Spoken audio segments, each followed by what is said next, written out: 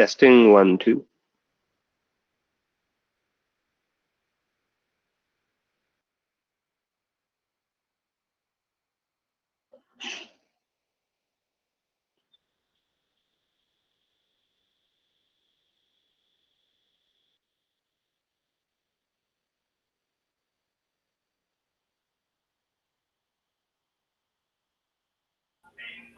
Yo, Oh, hey, how's it going? fuck the internet in Honduras. I think fuck Honduras in general. This is absurd. Every fucking time I want to I'm joining a meeting like the last few days. Immediately, 5 minutes in, I get dropped. Man, you gotta. I don't know what to tell you. Honduras has got this laundry list of problems that I feel like internet. I feel like internet's just low on their priority list. I'm sorry. Oh man, but that sucks. I'm sorry. Yeah, the other place I was at had it was slower, but it was way. I would say it wasn't as bad. This is just routinely like several times a day. Every time I'm in a meeting, I get dropped for like half an hour. Rip. But anyways, anybody showed up to this? Yeah, Christoph showed up earlier, and we just chatted about this issue here. Something called issue 503. Have you heard of this issue? No. What is it? It's about if you have multiple cron jobs importing importing different accounts. Like pretty much if you shard cartography by account and they all write to the same Neo4j database, the cleanup jobs kill like erase other accounts. Yep, I can see that. Yep. That's an issue with how it's structured. Yeah. Yeah. So that's not great. Yeah, that was most of what we would talk about. Christoph has a pretty cool PR out. I don't know if you see my screen, but he's added this tag called AWS Keep Unseen Accounts. So he's added this flag here, and it should hopefully allow people to do that. I don't know if it's the best name, but I think it's a pretty good flag name. AWS Keep Unseen Accounts. That should do a good job done. I mean, yeah. And the problem is basically like we don't have any notion of time. Yeah. That's something I want to look at that a little more once I'm done with the kind of BI side. But yeah.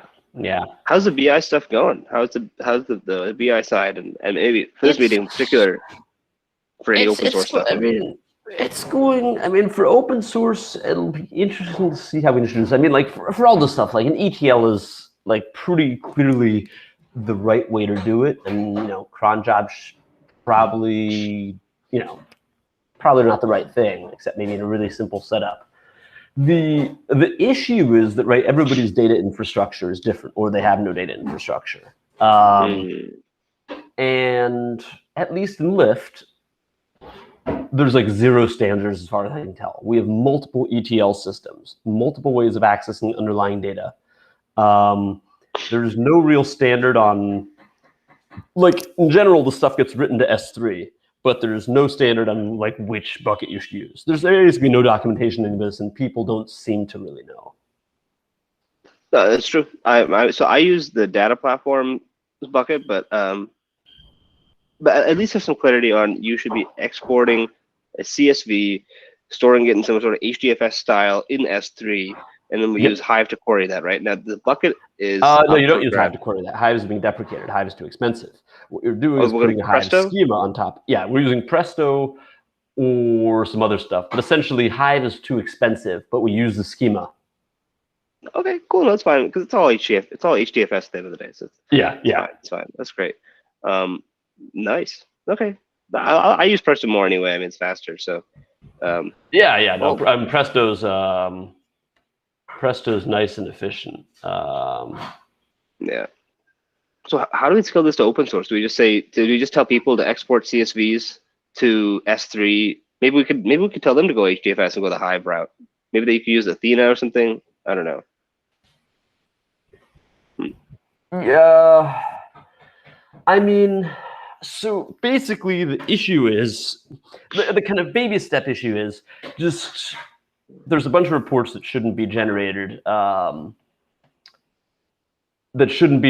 manually. Yeah. And oh, I hate Jira. I log into stuff so many times per day. Yep. Oh my God. It's just endless. Okay, so the baby steps is right that there's these reports that like Jason Foote and Ryan Meyer. I mean, there's kind of a dashboard that Jason would like, and then a report that Ryan would like. That right now is just manual, and it's basically you have to make a Neo4j query and then dump all the data in the database, maybe do several queries. And the nice intermediate thing is you just grab all that data via the ETL, and then you stick it in, S3 and put a scheme on top of it, and then you query it with Presto, and you can generate the dashboards and reports quite easily with some restrictions on format. But like, it's really like that's, it's pretty straightforward. Okay. So that's a single query, right? If you have multiple things, so for example, not just containers, but kubelets and other stuff, I think they have 4 or 5 of them that they care about. Each of those needs to be done. Okay. 5 different queries, you said. So 5 different queries to get the requisite data. From Neo4j. Gotcha. Okay. And then, there'll be other Presto queries on top of that to generate the actual, reports and charts and whatever but all that stuff is in Presto on top of it. So the issue kind of becomes, okay, so now we have an interface. I mean, it requires us to have an ETL job to grab the data and store it somewhere. But then we can also, then at least we have that. Then we can also start doing like historical aggregation. Like, on this day we had this many of these. So I need to set that up probably next week. I've been understanding how our data platform works before that. But then we have historical aggregations. That's great. Then the next challenge is, okay, maybe it makes sense for the cron, the ingestion crons, to also be moved to the ETL model. Yeah, absolutely. That's, it starts, then we'll start diverging from open source a bit. But I think the challenge, well, not the challenge, but I think the opportunity there is to kind of figure out for the ingestion stuff, how do we make that usable by essentially ETL jobs? We have these libraries, but how do we make it work nicely? So that'll be interesting. That'll be very interesting. I mean, in the open source world, you could just use Airflow, and at Lyft we use Airflow internally, of course, so we can try to leverage ours. But we can maybe just advocate that people use. Maybe we make like a cartography Airflow module or something like that, which is just yeah, that might be the right way to go. I'm pro going with Airflow, although Airflow apparently has a lot of issues at Lyft. Just because it's more used open source. Flight is apparently preferred and easier to integrate with source control, though. Really? Okay, I'm not surprised. I used ETL within Lyft. I used Airflow. It seems good enough, is what I'm thinking. It seems good enough. It seems fine. I mean, we hired the guy who made Airflow for a while. You'd think our implementation would be okay, but anyway. Yeah. I mean, I thought we hired the superset people too, and Same guy. Oh, same guy. Okay. Yeah, Maxime. Yeah. That was not a great guy to let go of. But he's made a SaaS around superset now, so he's doing that. Oh, okay. So, yeah. So it'll be interesting. I mean, I think Airflow is it's very easy to convert Lyft learn models into an Airflow ETL. Nice. So that's nice. However, Flight I've been told Flight is preferred. So I mean, that'll be kind of that'll really be the challenge, I think, for Q2, like figuring out how to make that work properly. That sounds tough. Yeah, if we can go Airflow, it'll be great for the open source community. We can publish something with cartography too, and I think it's great because the graph. It's funny, the dependencies that go in, like just for all the data syncs, for the data we ingest into the graph, it's pretty complex at times. I mean, it really is, and it actually it would look good as a DAG. I mean, it really would. I think it'd Oh, bring I a lot mean, of clarity. like a DAG. I mean, especially on the reporting end, like, I mean, well, the reporting end, of course, makes sense. Yeah, For the yeah, ingestion, I think so. Um, but I really want to look at, like, once we have the ingestion working and we have the reporting working, saying, okay, for the reporting side, you know, what are the reports that people want? Like, should we look at, like, I don't think Neo4j is the right underlying store for this, honestly. mm, I think we sure. should seriously Postgres. Postgres. I mean, the thing is, it's not that much data either. I think something like Postgres, but most of the queries we're doing are not that complex. It's basically like a resource and then some other stuff. Maybe you say, okay, there's some other patterns like ownership, but it's the relationships are useful to query. The bigger issue is kind of temporal stuff. In theory, there's some ways we can get around, like managing timestamps, but we'll have to, that'll be something, again, kind of the Q2 project. It's going to be sussing out exactly, can we do temporal data in Neo4j in a useful way, and if so, what does it look like, and how does that play with ETLs? When you said temporal, like, do you mean like you want to actually store historical data in cartography? You want to Yeah, like store if we store like a week in cartography. and so like each node will be timestamped, and so you can see, okay, each day you can see, so like, each node will have like maybe 7 versions of itself, one per day, Yeah. or one per hour, or one per. Okay. Yeah, and like relationships might be time stamped, and might be like different versions of them. Maybe. I think it's cool. I think this is a big enough change, like, because cartography's always been a snapshot. Like, maybe we should start building it kind of almost. I don't want to say from the ground up, but maybe we fork cartography and just start making huge changes, because that'd be really cool. It might even be like a different module. Like, there's probably some people who want this kind of cartography, like a snapshot, and those who want temporal. And then one day we can bring them together. The temporal is the same as the snapshot, but you just said your time is 1 or something. I mean, so keep only 1 hour keep the most recent data. It's kind of the same. But yeah, I mean, the kind of the path forward and understand. I'm really right. It's like, it's kind of a bias of mine, but it's not necessarily the right way to go. But the important thing is that, with the ETL system, at least, once we have all that stuff in kind of a more robust architecture, then we'll really start seeing, okay, these are all these reports. Maybe people start using the reports more. The windshield guys, we'll have like all these unified reports in one area too, which will be much better. That'll be huge. Like windshield, vulnerability, compliance. There's some other people too. I guess privacy. I talked to someone in privacy about this too. Languages and libraries will start using it soon for some other stuff. So yeah. So I mean, if you can have reports and then you can do historical stuff, then you say, okay, we have all these use cases. Here's how people consume this data. yeah. What's the common stuff here? What should we think about?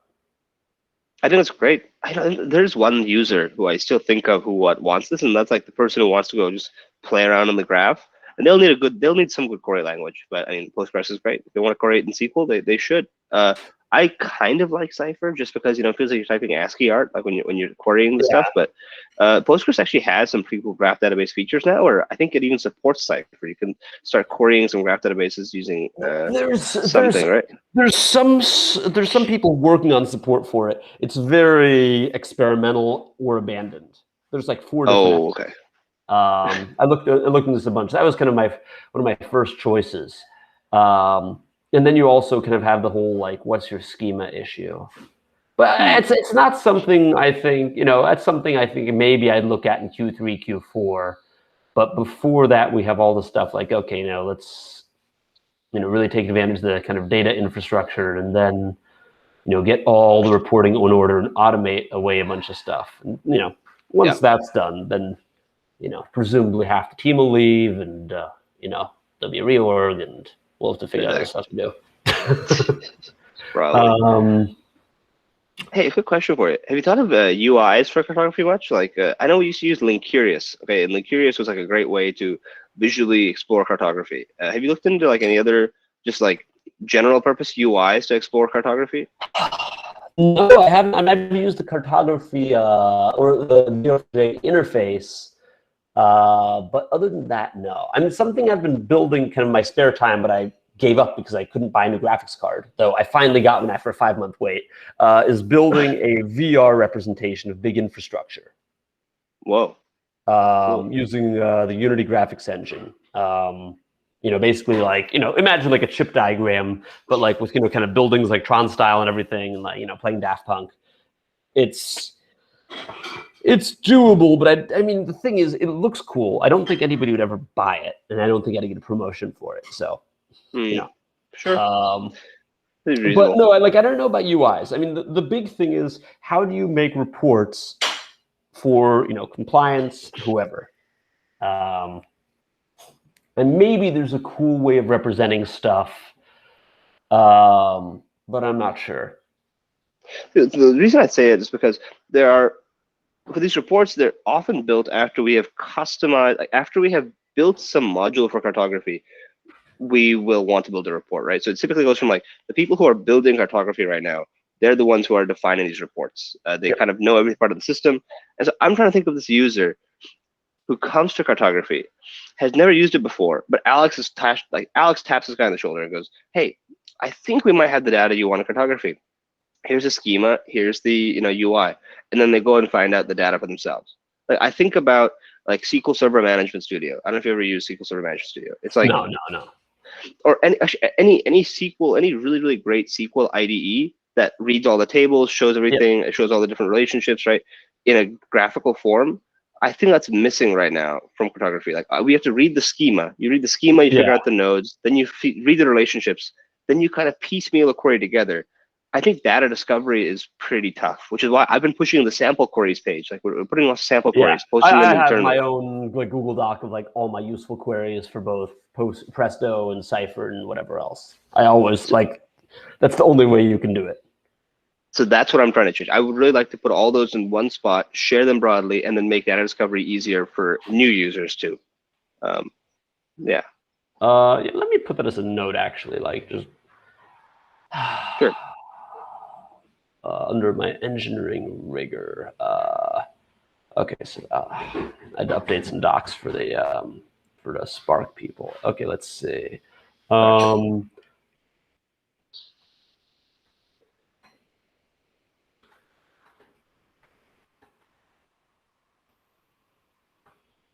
Yeah.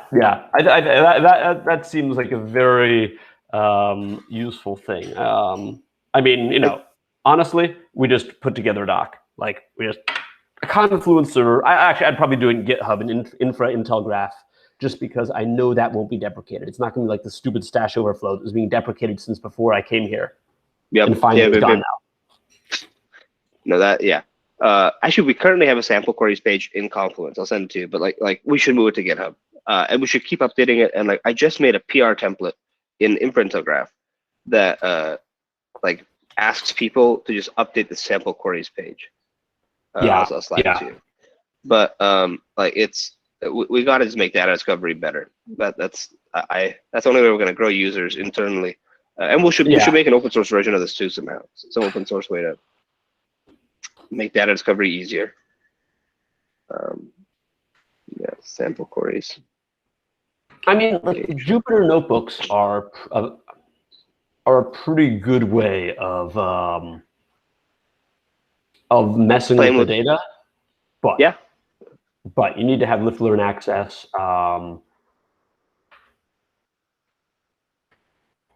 you been playing with the data? But you've been playing with the data that you've exported to S3, right? So the data you've exported to S3, you're using Spark to play with it in lift learn, or?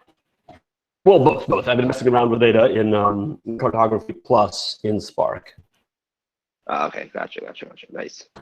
These are like some other the guys are like, can we do this and this? It's like, well, sure, I can hydrate the data with more stuff in it, But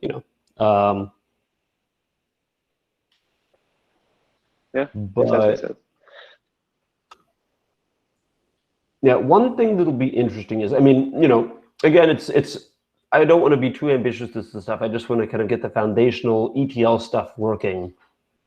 And then we can start, I think, looking also at, like there's kind of three thrusts, kind of user interface, temporal data, and then better data analysis. Like I think the drift detection would be significantly easier to do in Spark.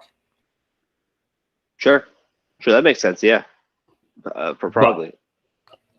But I mean, what that means is, would we need the whole schema in Spark? I mean, do we do drift detection for just like a small thing, for like the super admin user list, changing, for example? Yeah, it makes sense because drift detection is pretty tough for cartography right now. I mean, unless we ran all cleanup jobs genuinely at the end of an entire sync, like then unless we do that, it's tough because right now we do cleanup jobs within each module, right? So we update some AWS resource, clean up the old ones. We update the next AWS resource, clean up the old ones. Update Okta, clean up the old ones. Like we'd have to somehow drift detect. We'd have to drift detect at each module, which I guess it's all right. It's okay. Well, I think you start small. I think you basically say for like just one small area, what's changed, like super admins. Yeah, sure. I think it makes a lot of sense. I mean, yeah, it does feel funny to like in a perfect world, right? We would store all of this raw data in just tables, raw tables, like just simple, really dumb SQL tables. We would ingest it all into cartography for the schema, for the relationships, right? As a genuine OLAP store. And then it feels funny to export it back to a set of tables, but actually it actually makes sense. That new set of tables is enriched with the schema, enriched with relationships, right? So yeah, I mean, it seems like a good way to me. How do you think we should? Do you think there's a way we could bring this all out to open source? Like, do you think we have to start making like cartography modules or something? Like, I think we talked about this before. That's that's once this project is done. The question, like I'm going to look at, at first it's going to be how do we get into our own GitHub repos, but then like how do we make this work for open source? It'll depend also on which ETL platform we choose. Airflow, it'll be like it'll be pretty straightforward, I think. I'm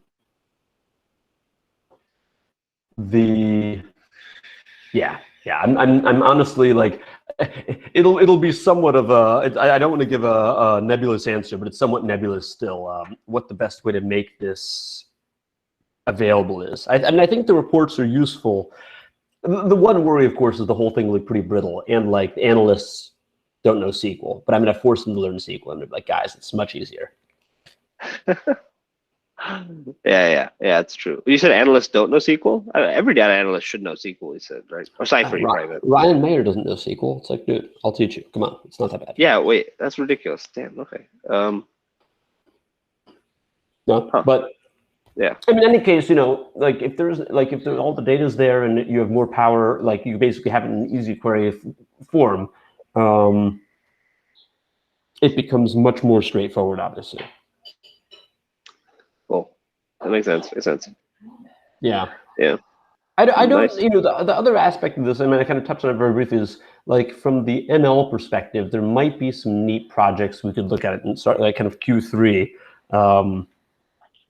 Me and Alex were talking a little bit about, like maybe you could tag stuff kind of automatically, like, this thing, stuff has changed between day 1 and day 2. This is something that one should be concerned about. It's kind of quasi-drift detection, but I don't really have big ideas around that. Not too much.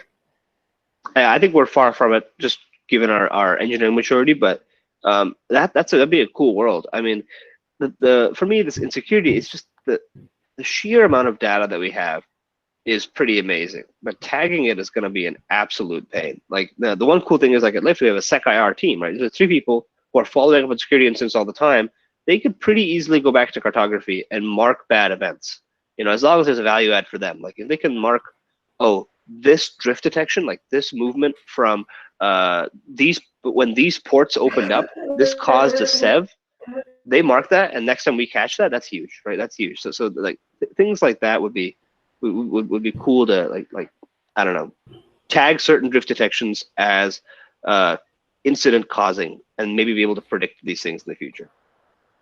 I think Yeah. We're far from it right now, but I mean, I think Q3-ish we can have that sort of thing. It's it'll be interesting to see how that stuff works. There's one other thing. God, where do I have this in my in my doc here?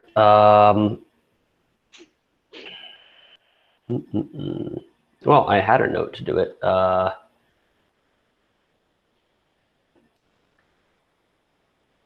Amazon kind of client-side monitoring. okay, okay. And I don't know if it's like ports or something. Let me actually look at the doc. I wrote a note because it seemed very useful. So what does this tell you? Okay, like client-side monitoring, what does it say?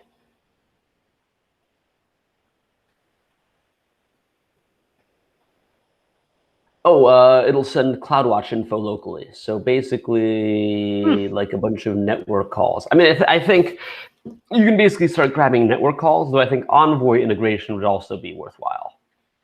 Yeah. Well, but how would we do Envoy integration? Talk about that more. I'm curious. I mean, you basically use you can query Envoy for stats and start, I don't know, querying Envoy like every time like there's a deploy or every time Envoy spins up or like a box spins up, we quickly query it and check what's going on there. Yeah, that'd be great. That'd be great. I mean, I think we're trying to get that with some of the security group stuff and the open ports we have there, but it's not quite as granular as we'd probably want. So yeah, great. Envoy would be cool. That'd be great. Yeah, I mean, it'd be interesting. I mean, at that point though, like we really need to have our data foundation okay and start. It's because the complexity of this sort of thing will ramp up dramatically the more of this we do. I mean, having a bunch of ETL jobs, it's it'll be a bunch of work, but it's I think relatively scalable. Like as long as everybody knows what's up, and if one of them breaks, then I guess we can just mark it as dead, or someone will fix it. Yep. Yeah, yeah, that's true. The scalability and reliability we get from ETLs is great, and it should also accelerate developer velocity, and people will be less scared of touch step on other people's toes. I mean, there'll be a bit more certainty when you make a new sync that you're not gonna break stuff. At least what I hope. The last issue is not so great, but yeah, I mean that's tough because I mean if you just have a snap, the problem is it's like the data that you're getting from AWS isn't a snapshot. Stuff changes or wherever. So yeah. Hey, one last thing I did want to ask: have you thought about the alerting story very much, like how we alert from cartography? it's on my list. I need to. Okay.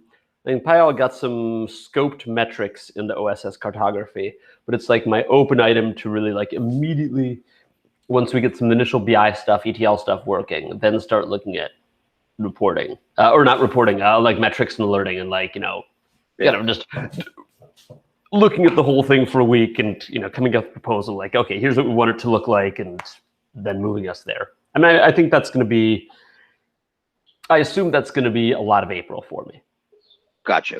Nice. Yeah, so I was just curious because I mean, I feel like this has kind of been an ask from the reliability side, and it's also been like, I don't know, it's tough. I feel like it'd be simpler if it was a typical Lyft service, but because the open source stuff, things get a little more complicated, right? The alerts and the OSS modules versus the internal things. Like yeah. I mean, in the ETL world, like a lot of the stuff.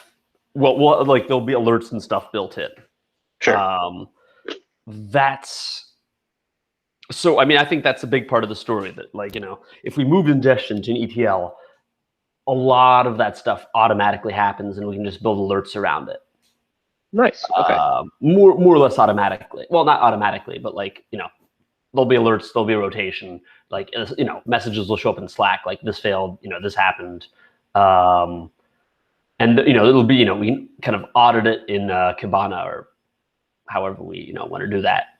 But the cartography internals, I mean, if we're reducing cartography, like the actual like service itself, to just being the kind of data store, and you have a different, like an ETL dumping data in, and then you have some other ETL pulling data out, then it's not as bad. Then it's more just like, is it up? Right. And that's the kind of segmentation that we'd want at the end, right? That's the sort of encapsulation that we'd want to see from this kind of project. So Yeah, cool. yeah. I mean, there might be like questions on like, oh, did the whole thing just take a giant shit and we need to go restart it and rehydrate it from S3 or wherever. But Sure. I think like we can have a story around it, but it probably, the effort is probably better spent to try and figure out our ETL story for ingestion, because once we have that, a lot of this kind of monitoring, our monitoring story gets much better. Right. And what you described there is more or less a catastrophic event. I mean, if the entire thing crashes, that's a database failure. Yeah, like it's like okay. I mean, just rerun the ETLs, and Sure. then we'll have a new picture. I mean, like another big advantage of the ETL, like, well, Backfill. I mean, if it's a DAG, well, not just a backfill, but like, let's say we have our ETL run complete, like, Sure. we have a DAG, and that'll at least give us a little better, stuff like for this issue. And then the last step in the DAG is do a quick dump of cartography to S3. Yeah. Proper so backup, we have like backups. we know we have our backup after everything's completed, and in theory, this is kind of our latest picture. I think that Alex has the S3 backups in there, but I think that's something he's kind of hinted at, like that would be a thing that we could do that would make life significantly reassure us a bit more. That'd be great. Yeah, I mean, we can almost take the functionality he's already built and just have that run as the final DAG step every time. That would be amazing. Yeah. And for the development story for all the ETL stuff, I mean, lift learn is pretty nice. Yeah. And it'll play nicely with Airflow. I'm not sure how all that works with open source. That's going to be something we'll want to find out. Yeah, we can probably just advocate for people using Jupyter notebooks locally and tell them to export data that way.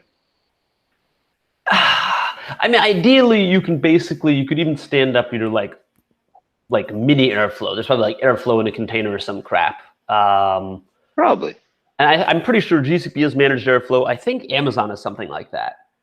Nice. Okay. Worst case, people Docker compose it locally. Should be fine. Yeah. Yeah. And just is the notebooks are fantastic for development. I think it wouldn't be a bad way to go. The question really is, is this something that we can get open source to use too?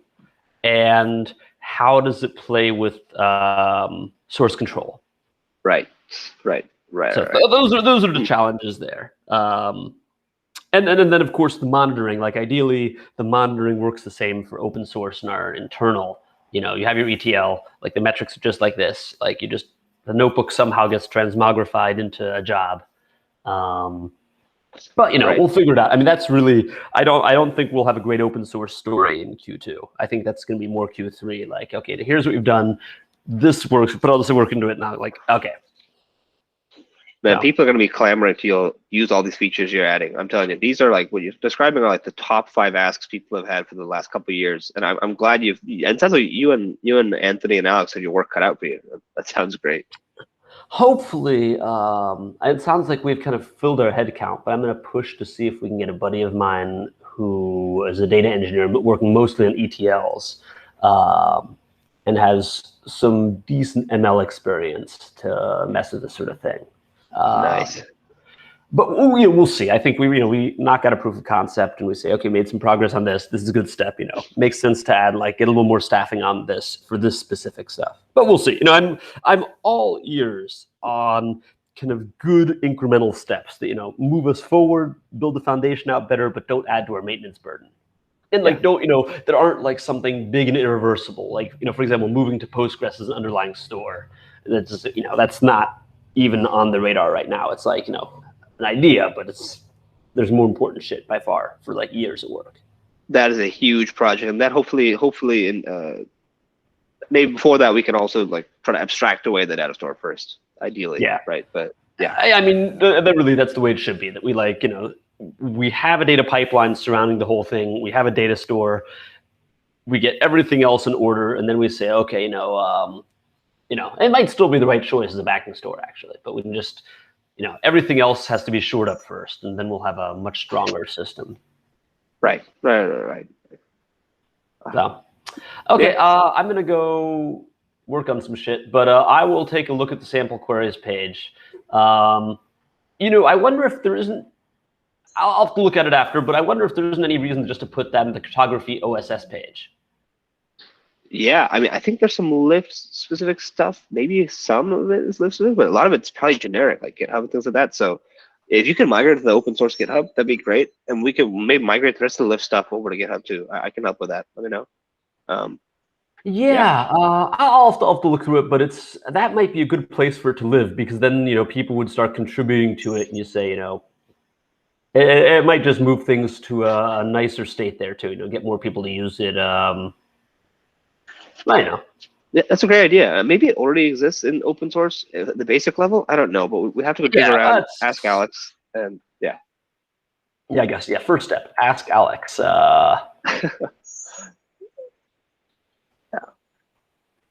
Let's see, private. Okay, cool, dude. Great chatting with you. Yeah, man. I'll talk to you soon.